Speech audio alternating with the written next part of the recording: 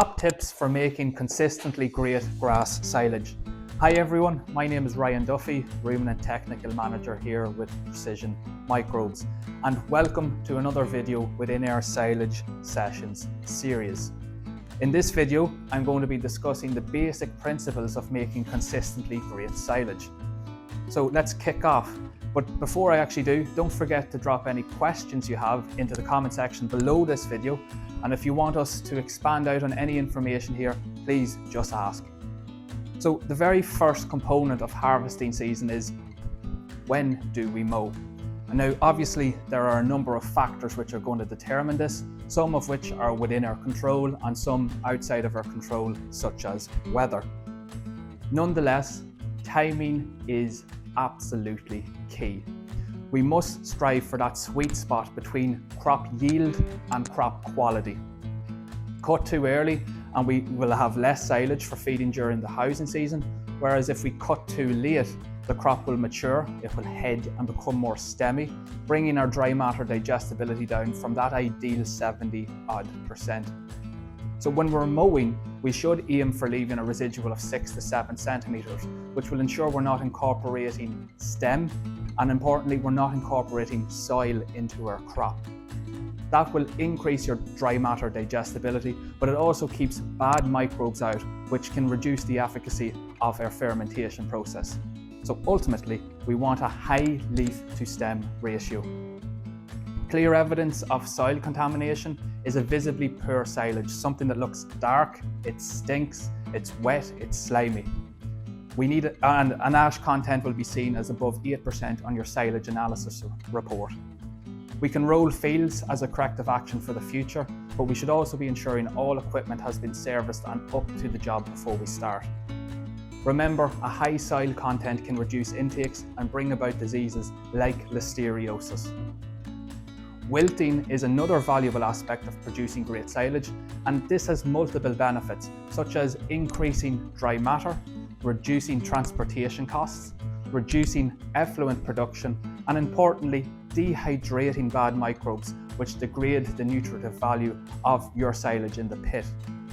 Now, it's recommended to give a wilt of around 24 hours, plus or minus the use of tethers to speed the whole process up. And again, this is easier if we have young grasses as opposed to mowing down older, matured grasses. Now, chop length should be decided upon whenever you're taking into consideration dry matter percent. So was it dry whenever we cut? Did we wilt? These are all things that are going to influence it. Now, chop length is important for clamp consolidation, for microbial fermentation, and also for animal health. So I've just put up a few recommended chop lengths here. And if we follow this, we're going to ensure clamps are packed tightly. We're going to ensure that microbial fermentation is quick, something we really need. And we will also ensure that animal health issues such as reduced intakes associated with acidosis and throwing up of cuds, that is not going to occur. Now, silage additives can be added to influence the outcome of that microbial battle between good and bad bugs in your harvested crop.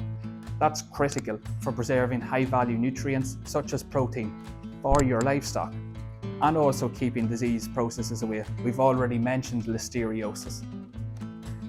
Now it is time to compact the crop, and that's to expel oxygen, because if oxygen is there, it's going to favour the growth of aerobic bugs like yeasts and moles. Big no-nos when it comes to feed out.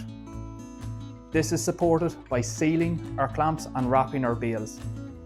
Clamps should be cleaned out prior to harvest, and we should be using side sheets, good quality top sheets with generous overlaps, oxygen barrier films, and weights.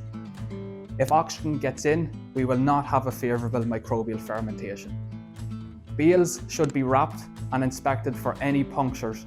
This is because bales have a high surface area to volume ratio, meaning that they're more likely to be devastated by oxygen infiltration. Keeping pests such as rodents and birds away is also important. Following this, we have handed a lot of responsibility over to microbes which have been incorporated into our clamps and bales. If we take these steps, we'll be greeted by lovely green to olive brown grass silage when we open pits and bales. This promotes minimal runoff, and that distinctive sweet smell of lactic acid should be there, which will promote palatability and voluntary feed intakes. We must avoid dark, malodorous and slimy silage with a lot of runoff, which can occur if any of these steps are overlooked. Intakes are going to be determined by a number of factors, but they're largely influenced by dry matter, pH, fermentation quality, chop length, and the D value or the dry matter digestibility.